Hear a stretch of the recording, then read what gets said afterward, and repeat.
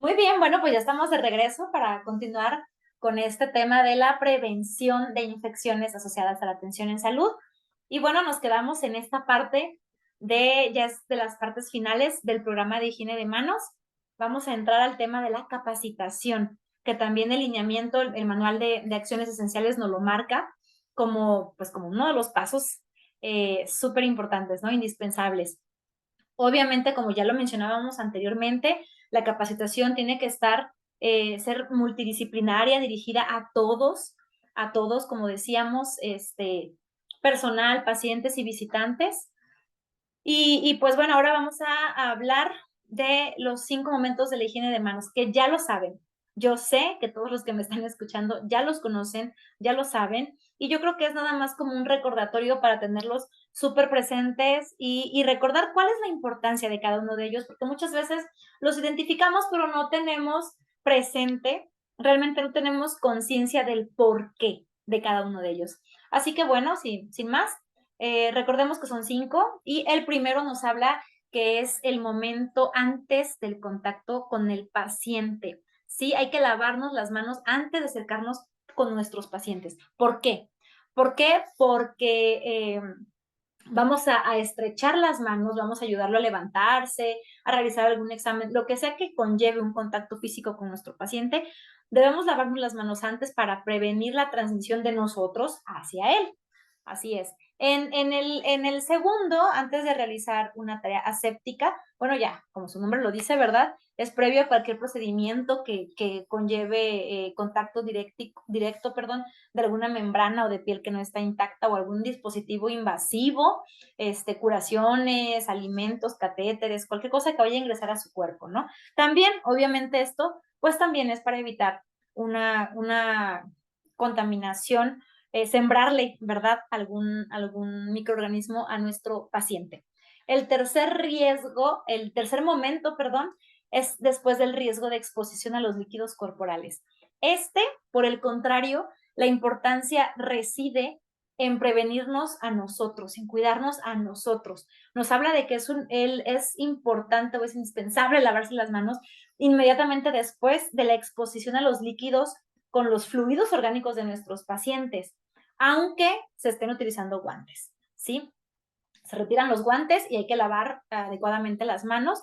Si se manipuló o se trasladó, se extrajo sangre, orina, heces, cualquier fluido orgánico de nuestros pacientes, oral, dental o de cualquier procedencia, debemos lavarnos las manos posterior a tener contacto.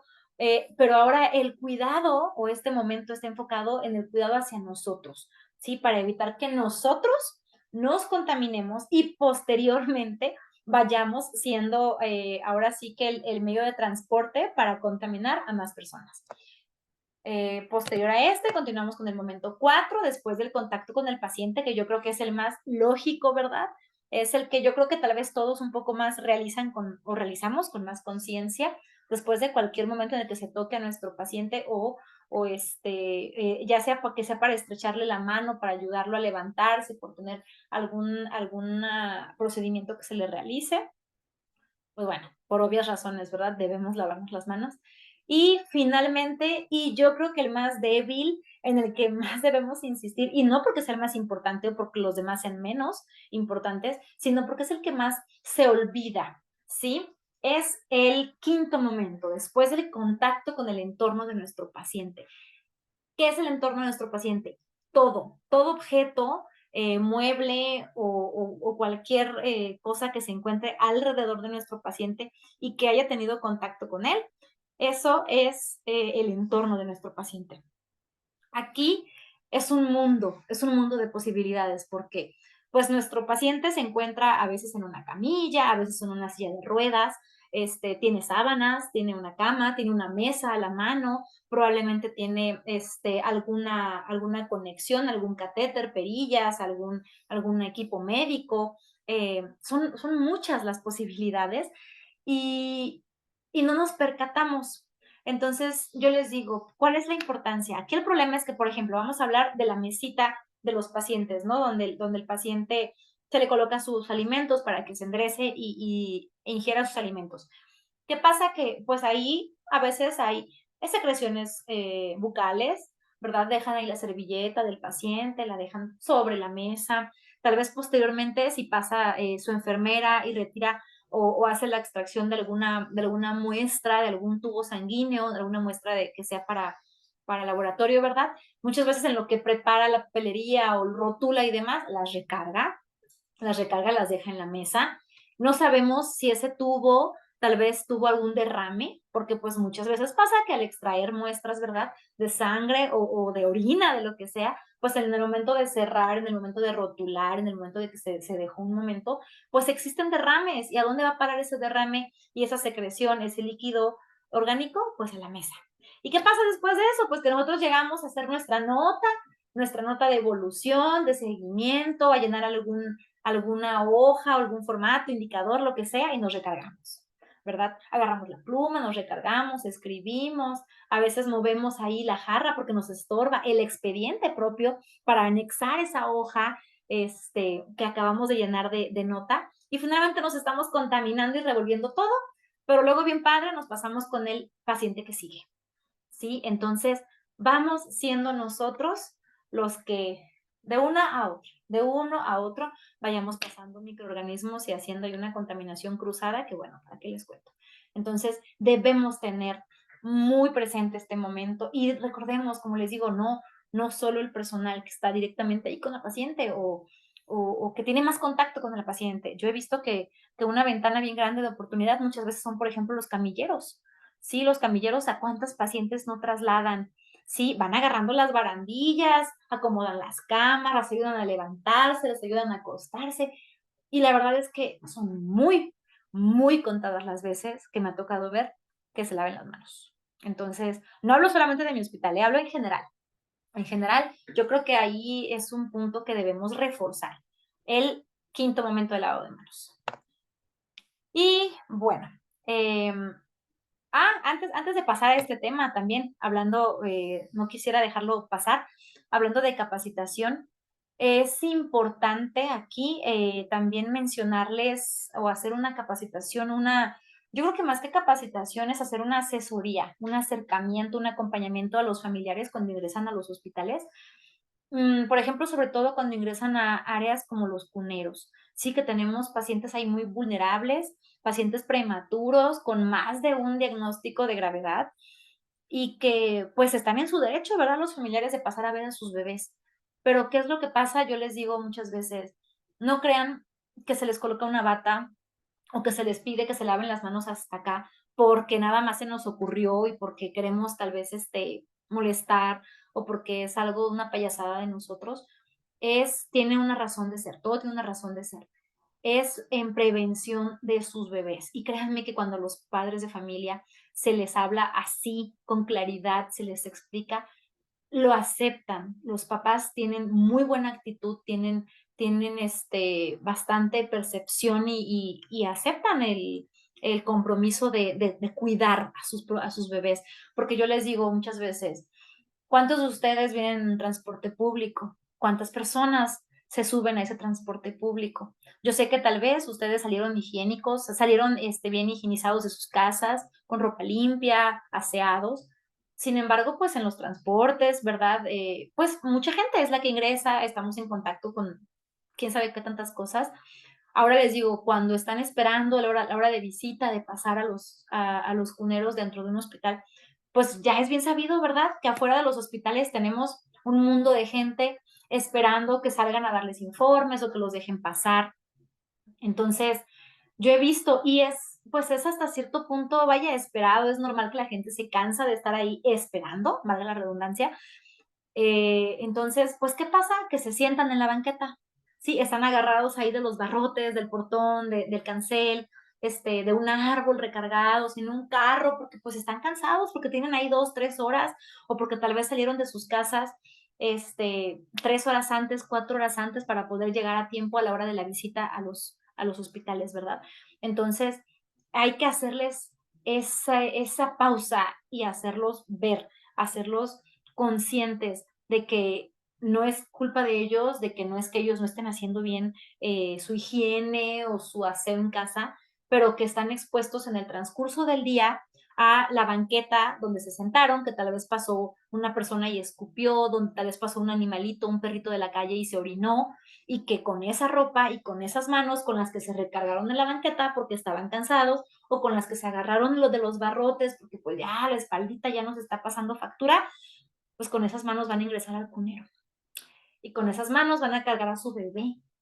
¿Y qué pasa? Que muchas veces levantan a los bebés o los dejan ahí, estarles acariciando la carita, la manita, el piecito, pero con esas manos del barrote, de la banqueta, del transporte público, y ahí están acercándole la manita, la mano a la carita o la mano a la manita donde tiene un catéter, ¿sí? Entonces, yo les digo, es bien importante hablarles hacia los papás y explicarles el por qué se les pide que se laven a conciencia, el por qué tal vez muchas veces pasa que están adentro y es normal que se conmueven, sobre todo las mamis, se conmueven mucho al ver a sus bebés, pues, invadidos, ¿verdad? No debe ser fácil. Un bebé pequeñito, recién nacido, que yo creo que lo que más desearían es tenerlo en casa y poderlo apapachar y besar y cuidar. Tener que verlo a través de una incubadora con 2 o 3 accesos venosos muchas veces, con una intubación, pues, se conmueven y causa esa sensación, ¿verdad? Tal vez incómoda para las mamás. Entonces, muchas veces están ahí con ellos y se les sale la lagrimita, ¿no? O está el escurrimiento nasal ahí, pues llorando porque están viendo a sus bebés en esas condiciones y es normal, ¿verdad? No podemos decirles que no lloren, pero estamos viendo nosotros, la doctora, la enfermera, la nutrióloga que entró a dejar las tomas de leche, que están, o sea, la paciente sonándose y sonándose la naricita o limpiándose porque se les escurre la lágrima, el moquito, y con esa misma mano le acarician al bebé aquí, le acarician al bebé acá. Entonces yo les digo, no pasa nada si llora señora, pero apóyenos por su bebé, apóyenos en venir aquí a lavamanos nuevamente, volver a lavarse las manos y volver a acercarse a su bebé. Puede continuar ahí, nada más hay que lavarse las manos porque pues usted ahorita se acaba de agarrar su carita, sus fluidos, y eso para el bebé que está tan pequeño, que es tan vulnerable, pues puede significar un riesgo de infecciones. Y créanme que al explicarles eso y al explicarles que si adquieren una infección, la estancia se puede prolongar, lo entienden y lo aceptan, ¿sí? Se comprometen. Entonces, no olvidemos que esta capacitación sobre higiene de manos también va dirigido para ellos. Ahora sí, pasando pues al paso de la evaluación, ¿sí? De diseño e implementación de indicadores, que es a través de donde pues vamos a poder evaluar qué tanto estamos avanzando, qué tanto están funcionando nuestros criterios y nuestras políticas implementadas para lograr nuestra acción esencial. Aquí, por ejemplo, pusimos un pequeño indicador para ejemplificar de qué forma pudiéramos hacerlo y visibilizarlo, ¿no? En este caso, el indicador es cloración correcta del agua. Ese es el nombre. ¿Sí? Cloración correcta del agua. ¿De qué se trata o cómo lo describimos? Bueno, es el porcentaje de las muestras del agua que se encuentra en parámetros correctos, obviamente de cloración. ¿Sí? ¿Cuál es la fórmula? Bueno, pues la fórmula va a ser realizada con el número de revisiones del agua que está dentro de los parámetros correctos permitidos de cloro entre el total de las revisiones que se realizaron en el mes de las mismas muestras de agua, ¿no? Y se va a dividir estos dos y posteriormente el resultado pues se va a multiplicar por 100, una regla de 3, ¿sí? El estándar pues va a ser 100% y nuestra fuente de información, ahí es donde también recae la importancia de las bitácoras. ¿Cómo vamos a hacer estos indicadores? ¿Con qué información los vamos a nutrir, alimentar? Bueno, pues con nuestras bitácoras de registros de declaración. Ahí es donde vamos a ver de todo el mes, en 30 días, cuántos muestreos se hicieron. Tal vez se hace uno cada tercer día. Tal vez van a ser, no sé, 15, 17, pero de esos 17, ¿cuántos tuvimos realmente dentro del parámetro permitido de 0.2 a 1.5 de cloro? ¿Sí? Entonces sacaremos nuestro indicador y veremos si cumplimos o no cumplimos. La tabla que se ve ahí abajo dice R1, R2, R3, R4, R5. Bueno, habla de los resultados de este muestreo. Entonces, ¿estamos cumpliendo o no estamos cumpliendo con este indicador?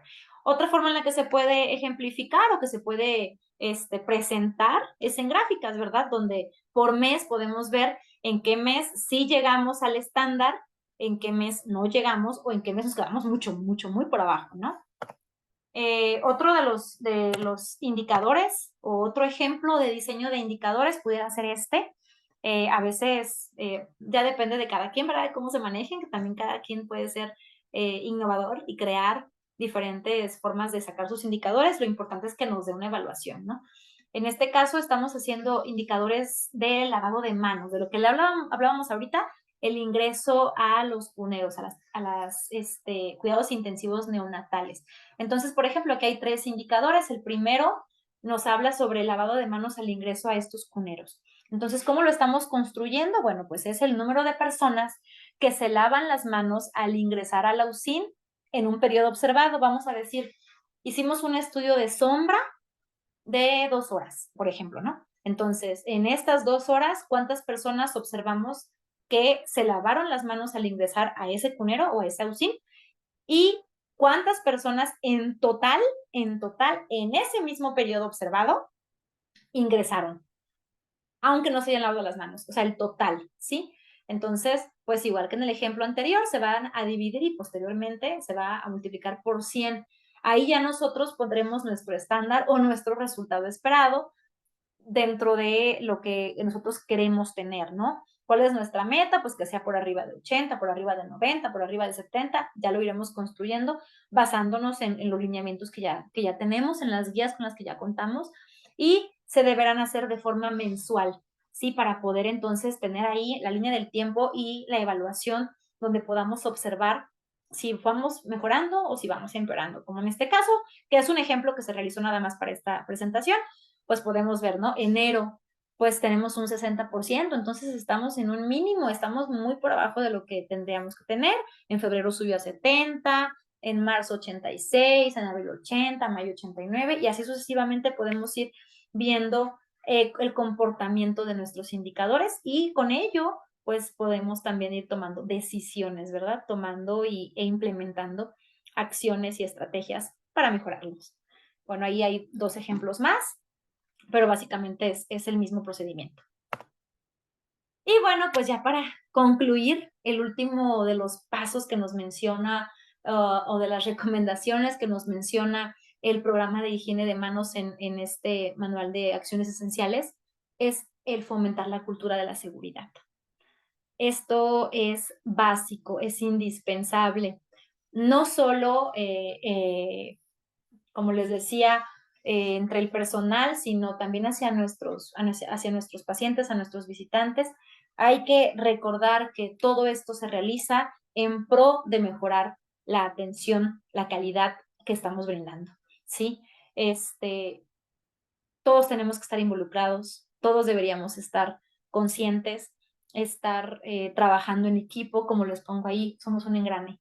Sí, si alguno no está jalando, si alguno no está trabajando adecuadamente, probablemente va a mermar esa calidad. Y tristemente, aquí no se trata nada más de números. Cuando hablamos de la seguridad de nuestros pacientes, cuando hablamos de procesos de nuestros pacientes, de atención a nuestros pacientes, pues hablamos muchas veces de vidas, ¿sí? El hecho de tener infecciones asociadas a la atención en salud, ¿qué consecuencias nos da? Pues de entrada genera estancias más prolongadas y estas a su vez generan costos que no solo se ven reflejados en el hospital o para el hospital por la estancia prolongada, sino que muchas veces también afectan los bolsillos de los propios familiares, porque también estamos conscientes de que en algunas ocasiones los insumos con los que contamos, ¿verdad? En las instituciones no son los mejores, o, perdón, no son los suficientes, es la palabra, no son los suficientes para la estancia que ya lleva ahí el paciente, o de repente se requiere algún medicamento que no está al alcance de la unidad y pues que finalmente tienen que ellos costearlo, ¿no? Los familiares, y que tal vez pudimos haberlo evitado con una buena higiene de manos, al haberle evitado una infección asociada a la atención en salud, ¿sí? A su vez también dejemos a un lado los costos, las consecuencias, las secuelas que repercuten en nuestros pacientes, por estar más tiempo acostados, más tiempos en cama, más tiempos hospitalizados. O sea, una cosa lleva a la otra, ¿sí? Para todo esto requerimos que exista una comunicación efectiva entre el personal, entre departamentos y entre médico-paciente. Si no nos estamos dando a entender, si no estamos hablando el mismo idioma, probablemente no vamos a lograr cumplir nuestros objetivos. Así que la comunicación debe ser efectiva y clara, ¿sí? Y bueno, es importante siempre mantener una retroalimentación, informar los resultados del apego de la higiene de manos. Son cosas en las que todavía en muchos lugares podemos mejorar. Muchas veces se hacen las evaluaciones, muchas veces se hacen los procesos, pero la gente no se entera de que se hacen, ¿sí? En parte porque ellos no se acercan, otro poco porque nosotros no los estamos presentando, no los estamos difundiendo. Entonces, esto es importante también en la conquista, ¿no? En la concientización del por qué y de lo que se tiene que hacer. Entonces, hay que informar los resultados de todas estas evaluaciones, todos estos procesos en el apego de la higiene de manos. Y bueno, estar abiertos a nuevas posibilidades y estrategias. Esto es algo que si no lo practicamos, que si no tenemos esta disposición, pues tampoco se puede avanzar mucho, ¿verdad? Y es parte de la cultura de la seguridad.